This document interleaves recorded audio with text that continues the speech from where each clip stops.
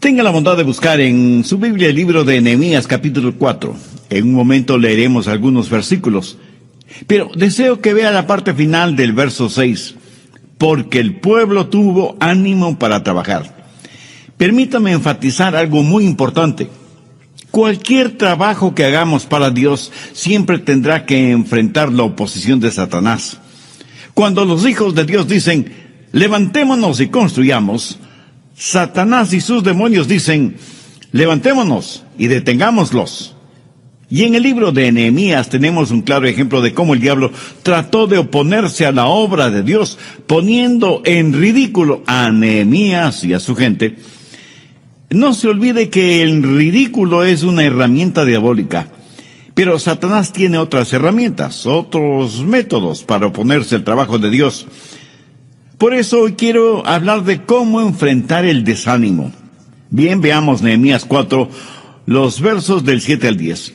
Pero aconteció que oyendo Sanballat y Tobías y los árabes, los amonitas y los de Asdod, que los muros de Jerusalén eran reparados, porque ya los portillos comenzaban a ser cerrados, se encolerizaron mucho y conspiraron todos a una para venir a atacar a Jerusalén y hacerle daño. Entonces oramos a nuestro Dios, y por causa de ellos pusimos guarda contra ellos de día y de noche. Y dijo Judá, las fuerzas de los acarreadores se han debilitado, y el escombro es mucho, y no podemos edificar el muro. Esta es la primera nota desanimadora en todo el libro. Judá dijo, no podemos hacerlo.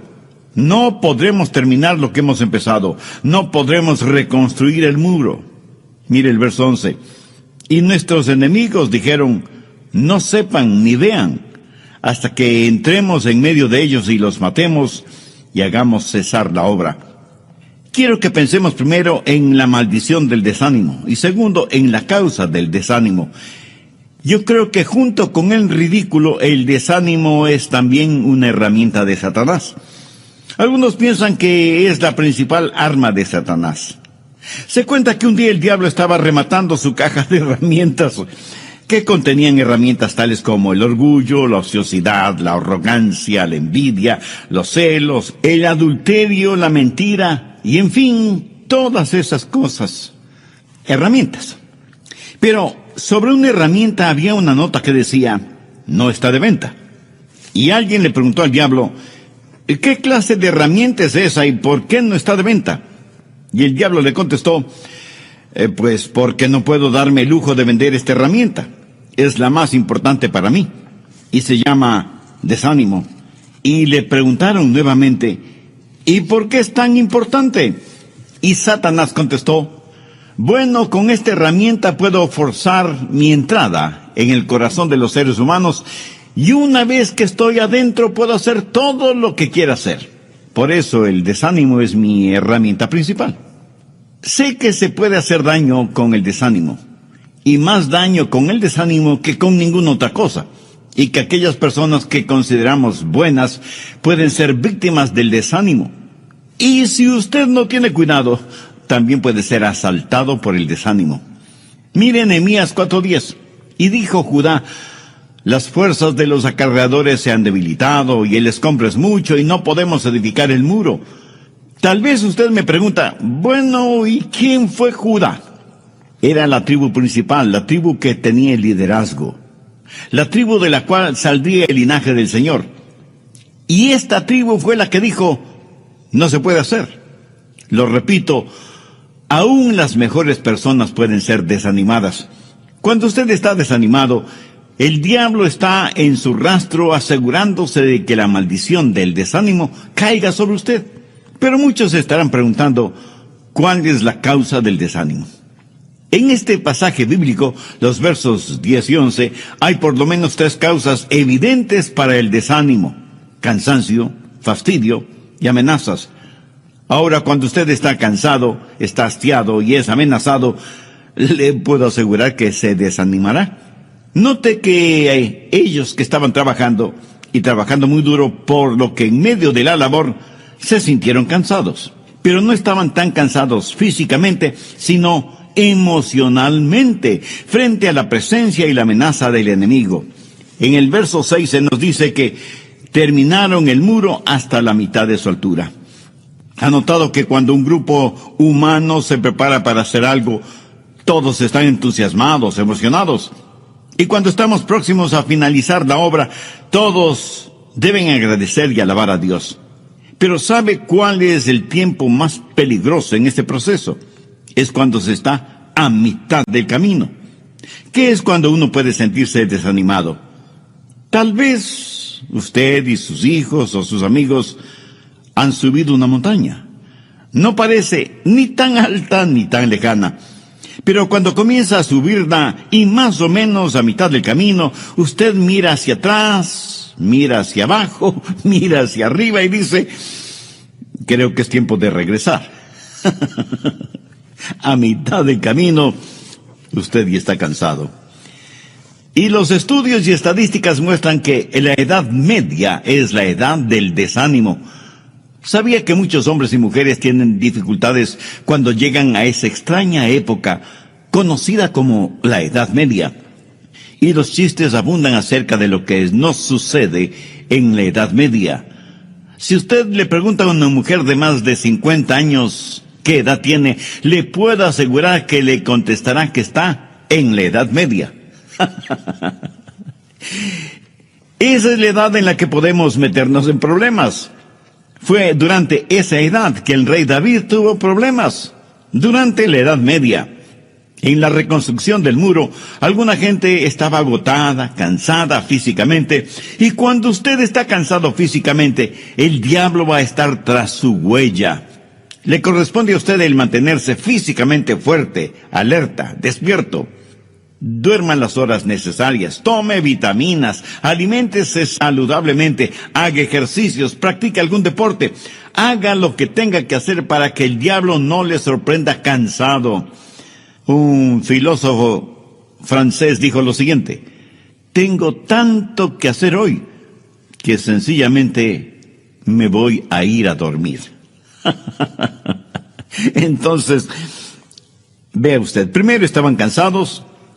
Segundo, se sentían abrumados por el tamaño de la obra, y en vez de ver esa obra un día a la vez, por etapas, lo vieron todo en conjunto, vieron la enorme cantidad de escombros y dijeron que ese trabajo no se podía realizar. Cuando uno mira el total de la obra y piensa que debe terminarla en un día, por supuesto que no podrá hacerlo. La vida se la camina centímetro a centímetro, no metro a metro, y mucho menos kilómetro a kilómetro. ¿Le parece a usted que todo se le está amontonando? ¿Que nunca podrá terminar tanto de lo que tiene que hacer? Amiga, amigo, usted tiene una vida que construir, usted tiene un carácter que definir, usted tiene una familia que edificar, usted tiene un negocio que desarrollar. Todos somos constructores y a veces los materiales se amontonan y pensamos que no podemos hacerlo, que es demasiado. Pero debemos tener en cuenta algo muy importante. Ningún trabajo se puede realizar si es que no se quitan los escombros. Veamos Nehemías 4:10. Y el escombro es mucho, y no podemos edificar el muro. ¿Sabe que uno de los trabajos más duros no es el poner los ladrillos, sino el remover los escombros? La mayoría de nosotros no queremos hacer eso. Pero si no removemos los escombros o la basura, no podremos hacer el trabajo. Y aunque aquí se habla de escombros físicos, literales, por analogía podemos decir que hay mucha basura teológica y doctrinal que debe ser removida. Hay cualquier cantidad de basura moral que es necesario botar. Hay mucha basura tradicional que hay que sacarla del camino para volver a la solidez que es la roca de la palabra de Dios, para hacer solo lo que Dios nos diga que debemos hacer. Se cuenta que un acaudalado empresario constructor compró el enorme terreno que había sido por muchos años el basurero de una ciudad. Luego, en enormes camiones trajo cientos y cientos de toneladas de grava y de tierra y comenzó a cubrir toda esa basura. Luego trajo aplanadoras y compactadores de tierra que por muchas semanas estuvieron trabajando, aplanando, compactando y nivelando la tierra. Después puso calles, avenidas, aceras, parques, fuentes de agua y construyó una moderna urbanización con hermosas casas. La gente, por supuesto, compró rápidamente las casas y todo ese conjunto se volvió un hermoso vecindario. Pero después de algún tiempo, el suelo comenzó a hundirse. Las paredes de las casas empezaron a desnivelarse y a fracturarse. Se abrieron enormes zanjas en las calles, las veredas se resquebrajaban y la gente comenzó a abandonar las casas porque era evidente que terminarían hundiéndose y destrozándose. ¿Por qué sucedió eso en ese moderno y lindo vecindario? Porque todas esas casas fueron construidas en realidad sobre la basura. Usted no construiría su casa sobre la basura, ¿verdad? Pues le diré que usted no puede construir su vida sobre basura. Y aunque a veces es muy duro el cavar hasta encontrar roca sólida, vale la pena hacerlo si queremos construir algo que perdure. Es cierto, el trabajo puede ser tedioso y agotador. No faltará la tentación de buscar atajos, de usar materiales más baratos, de no seguir los códigos de seguridad. Amigo, escúcheme. No hay manera fácil de servir a Dios. Nehemías y su gente se desanimaron, primero porque estaban cansados, segundo porque les agobiaba la obra en sí mismo y tercero porque se pusieron nerviosos con la presencia del enemigo y en medio de estas circunstancias el diablo se hizo presente. ¿En qué forma? Bueno, hubo una conspiración contra la gente de Dios. Y Satanás utilizó muy bien a ciertas personas para ese propósito. Les dijeron a los judíos que estaban construyendo, ustedes no saben cuándo vendremos para aniquilarlos. A lo mejor de día, a lo mejor de noche. Pero vendremos de sorpresa cuando menos nos esperen y les atacaremos y les mataremos. Como si el cansancio y el abatimiento no hubieran sido suficientes, sus enemigos se encargaron de darles más problemas. Satanás es la clase de enemigo que, si le ve a usted hundiéndose en arena movediza, no tratará de ayudarle a salir de ella, sino que más bien le empujará más, para que se hunda más rápido. Él sabe cuando usted está en dificultades, cuando está físicamente débil, cuando está emocionalmente abatido y cuando está espiritualmente apagado. Él sabe exactamente cuando usted está al límite de su capacidad de aguante, y es cuando él ataca, y ataca ferozmente. No en vano la Biblia lo describe como león rugiente, y cuando eso sucede usted, por supuesto, se sentirá desanimado. Verso 12. Pero sucedió que cuando venían los judíos que habitaban entre ellos, nos decían hasta 10 veces, de todos los lugares donde volviereis, ellos caerán sobre vosotros. Esto es interesante porque significa que aún los judíos que vivían entre los enemigos del pueblo de Dios sabían que se planificaba un ataque para impedir continuar la obra. Y ellos mismos decían que podía ser realizada. Ahora, ¿cuál es el remedio para el desánimo? Nehemías fue un gran hombre de Dios, un extraordinario líder, y quiero que note los pasos que Nehemías dio para animar a aquellos que habían sido desanimados. Note cuidadosamente lo que él hizo. Primero, armó a la gente. Mire lo que dice el verso 13. Entonces, por las partes bajas del lugar, detrás del muro y en los sitios abiertos, puse al pueblo por familias, con sus espadas, con sus lanzas y con sus arcos. Si hay un enemigo, necesitamos estar armados. Prever es mejor que lamentar. Nehemías se aseguró que todos tuvieran sus espadas, sus lanzas y sus arcos. Es una locura enfrentar al enemigo sin armadura y sin armas.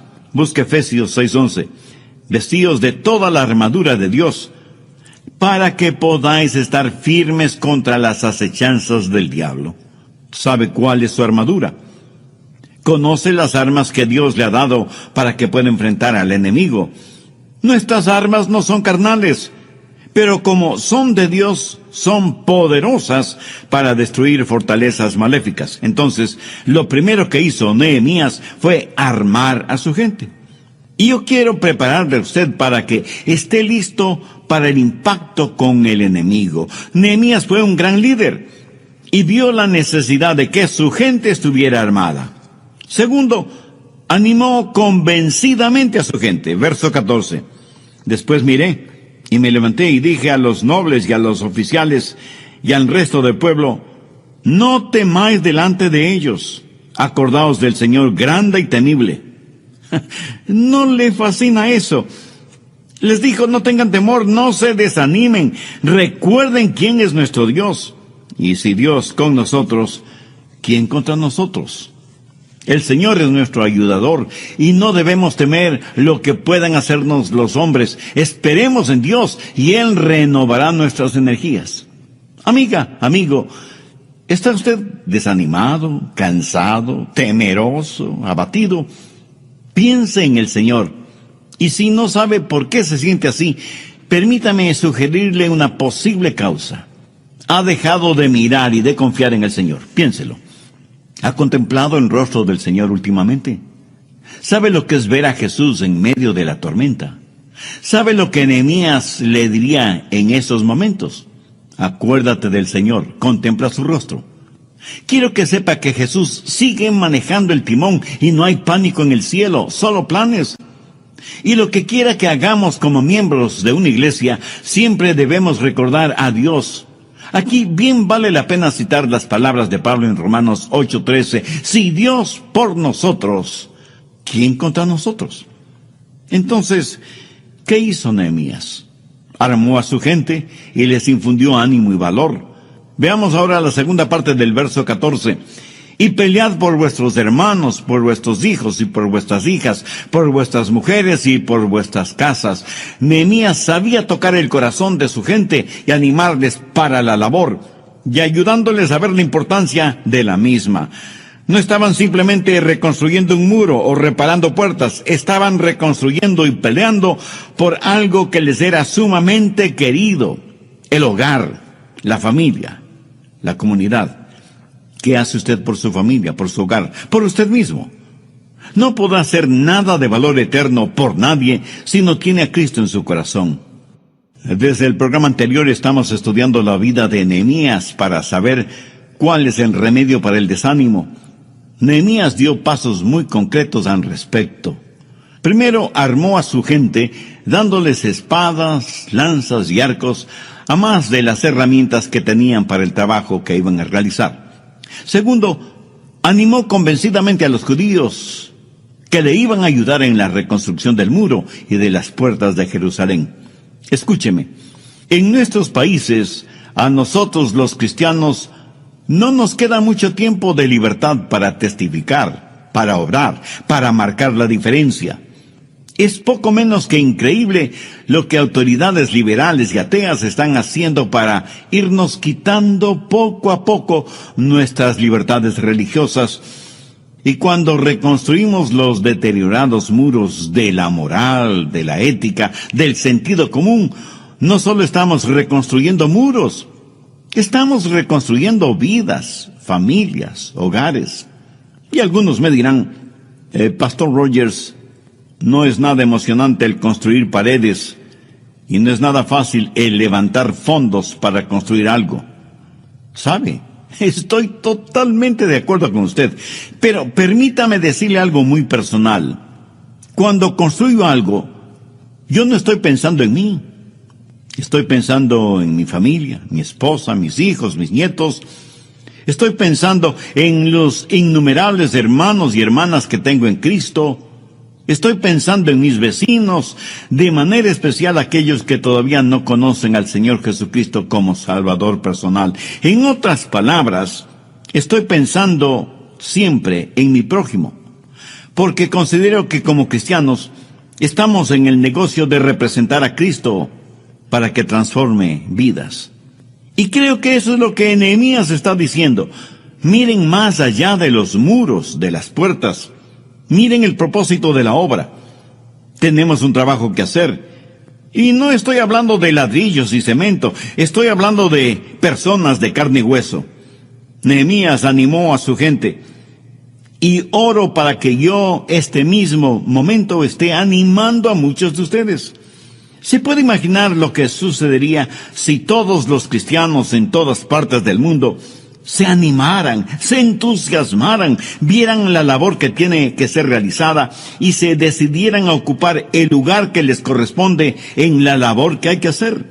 Los resultados serían increíblemente sorprendentes. El filósofo cristiano C.S. Lewis escribió una de las más conmovedoras cosas que he leído. Él dijo: el amar verdaderamente es ser vulnerable. Ame y con seguridad su corazón será estrujado y quebrantado. Si usted quiere mantener su corazón intacto, no se lo dé a nadie, ni siquiera a su mascota. Envuélvalo cuidadosamente con sus pasatiempos y pequeños lujos. Evite cualquier complicación y póngalo bajo llave en el ataúd de su egoísmo. Pero en ese ataúd seguro, oscuro, carente de aire puro, su corazón cambiará. No se romperá, se volverá irrompible, intangible e irredimible. Aparte del cielo, el único lugar en donde usted estará perfectamente seguro de los peligros del amor es el infierno. Punzantemente doloroso párrafo, ¿no le parece? Pero piensa en eso. Hay miles de personas que no quieren involucrarse en nada. No quieren correr ningún riesgo. Quieren vivir para sí mismas, como si Cristo nunca hubiera venido o existido. O peor aún, como si Cristo nunca hubiera sacrificado su propia vida. Pero Nehemías prácticamente les dice a los suyos: piensen en los demás. Corran el riesgo de amar. No guarden su corazón en un pequeño y seguro ataúd, aunque lo adornen con lujos y placeres. Y aunque cuesta el amar, amar es algo que siempre vale la pena. ¿Qué más hizo Nehemías? Bien, veamos el verso 15. Y cuando oyeron nuestros enemigos lo que habíamos entendido, y que Dios había desbaratado el consejo de ellos, nos volvimos todos al muro, cada uno a su tarea. ¿No se alegra usted de tener un libro que le dice qué es lo que el enemigo está haciendo? Lo interesante es que el enemigo sabe que nosotros sabemos lo que él trama. ¿Y qué es lo que Nehemías hizo? ¿Qué es lo que Nehemías dijo? Nos volvimos todos al muro, cada uno a su tarea. ¿Usted sabe cuál es uno de los remedios para el desánimo? El trabajo. Así de simple y sencillo, el trabajo. No espere hasta que sienta que quiere hacer lo que debe hacer. Usted no puede esperar a sentir algo para hacer el trabajo de Dios. Haga el trabajo de Dios y entonces sentirá algo. Otro de los remedios para el desánimo es no mirar la obra en su totalidad, sino concentrarse en la parte, en la porción que Dios le ha asignado a usted. Y hágala hoy. No piense que la carga es demasiado grande para usted.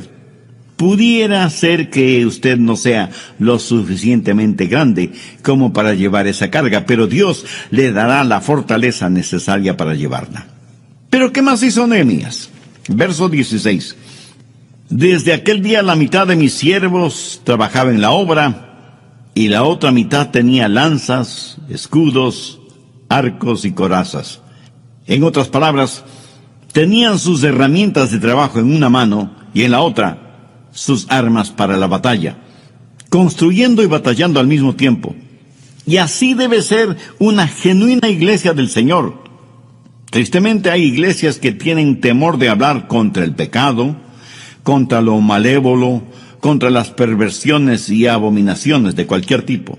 No quieren herir los sentimientos de nadie, y tratando de complacer a todos, terminan complaciendo al diablo más que a Dios. Otras iglesias, en cambio, pelean y atacan a todos y a todo. Son extremistas y fanáticas, y aunque sea una cosa buena, cuando se la lleva a extremos de fanatismo, se vuelve totalmente mala. En la iglesia debe haber balance, construyendo y batallando, la espada en una mano y la herramienta de trabajo en la otra. Si usted es miembro de alguna iglesia, oro que no sea una congregación negativa o extremista. Pero también oro para que no sea una iglesia acomodaticia, tratando de complacer a todos menos a Dios. Oro para que usted tenga una iglesia en donde se predique y se enseñe todo el consejo de Dios, o sea, lo que las Escrituras dicen y enseñan, y no lo que los hombres, por intereses personales, que generalmente son financieros, enseñan y predican. ¿Cuál es otra forma de curar el desánimo? Veamos el verso 19. Y dije a los nobles y a los oficiales y al resto del pueblo, la obra es grande y extensa, y nosotros estamos apartados en el muro, lejos unos de otros. Ahora ponga atención al verso 29. En el lugar en donde oyereis el sonido de la trompeta, reuníos allí con nosotros. Nuestro Dios peleará por nosotros. ¿Y cómo es que Dios peleó por ellos? Cuando la gente de Dios se junta y permanece unida, suceden cosas maravillosas. Cuando estamos unidos con un propósito definido y un propósito agradable delante de Dios. En el Salmo 133:1 leemos, mirad cuán bueno y cuán delicioso es habitar los hermanos juntos en armonía. No hay ningún sustituto para ese habitar armoniosamente juntos. Esa es la razón por la cual el escritor de Hebreos dice, no dejando de reuniros como algunos tienen por costumbre, sino exhortándonos. Esto quiere decir, nos reunimos para alabar y adorar a Dios ciertísimamente, pero también para mostrarnos afecto mutuo, consideración y animarnos, estimularnos los unos a los otros para el amor y las buenas obras. Escuche, este ministerio radial no debe ser sustituto para su asistencia a su respectiva iglesia. Este ministerio radial es primordialmente para aquellos que por razones físicas, de salud, no pueden ir a sus congregaciones, y para aquellos que no son salvos todavía. Pero nunca lo tome como sustituto o como pretexto para no ir a la iglesia. Y no faltará quien me pregunte, Pastor Rogers, ¿cuál es la diferencia? Yo puedo oír sus mensajes estando en casa. Bien, por favor busque Mateo 18, verso 20. Son palabras de Jesús. Porque donde están 2 o 3 reunidos en mi nombre, allí estoy yo en medio de ellos. Hay un sentido de la presencia del Señor cuando nos reunimos como hijos e hijas de Dios, que es diferente a cuando estamos reunidos en casa como familia, y mucho más significativo de lo que experimentamos cuando nos reunimos socialmente. Nehemías sabía esto. Por eso reconoció que durante el trabajo en el muro estaban físicamente separados los unos de los otros. Por eso, al sonido de la trompeta, todos debían reunirse para estar juntos. Hay veces que necesitamos estar juntos para recibir información. Hay veces que necesitamos estar reunidos para recibir palabras de inspiración, de exhortación, de amonestación y aún de organización.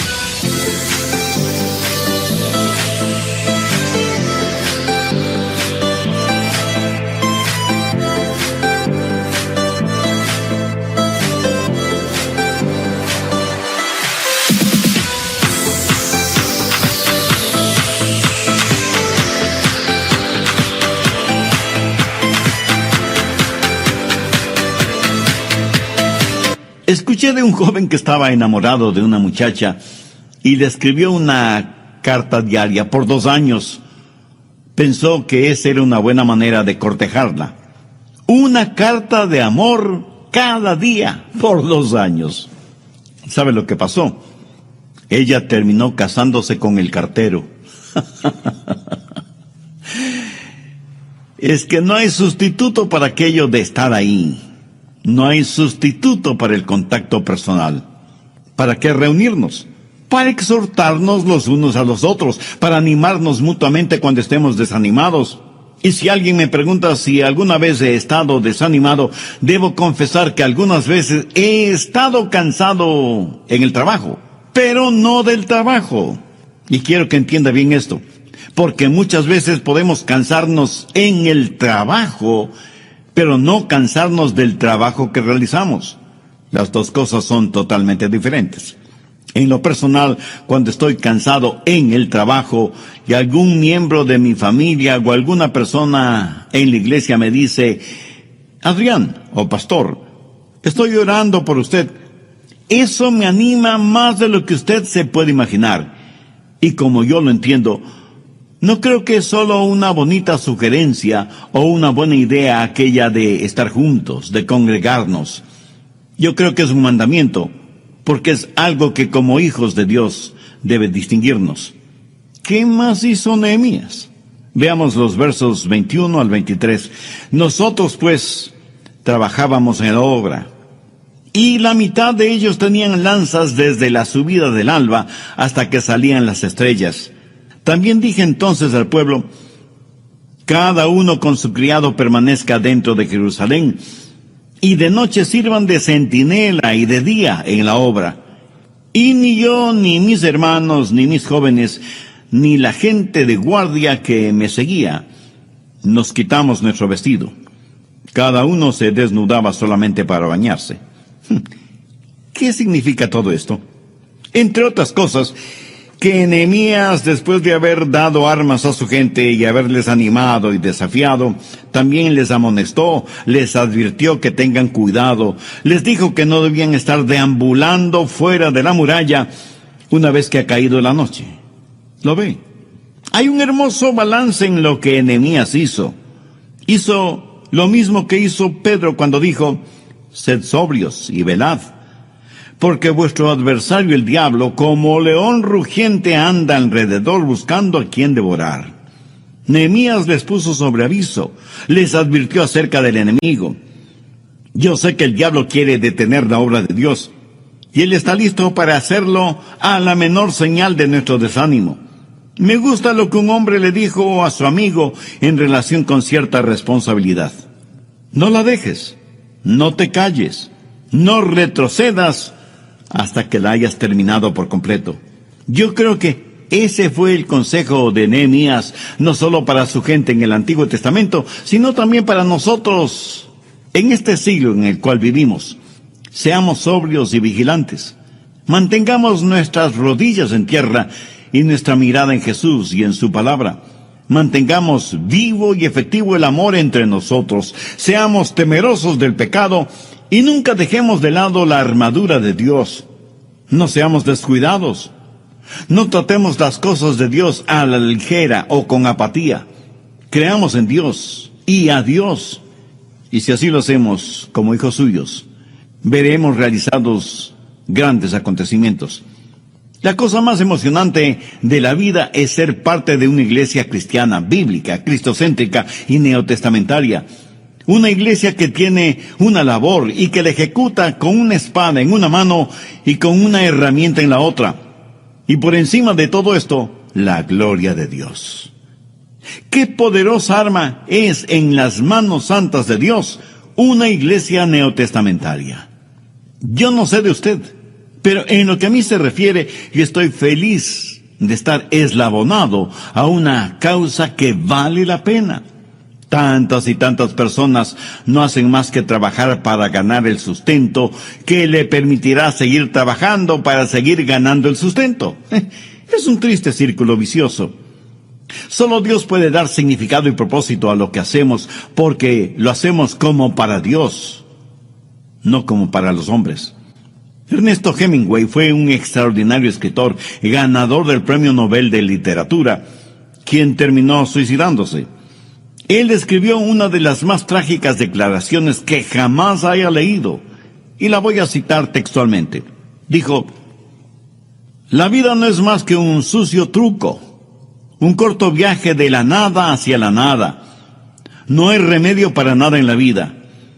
El destino del hombre en el universo es como una colonia de hormigas en un tronco que se quema.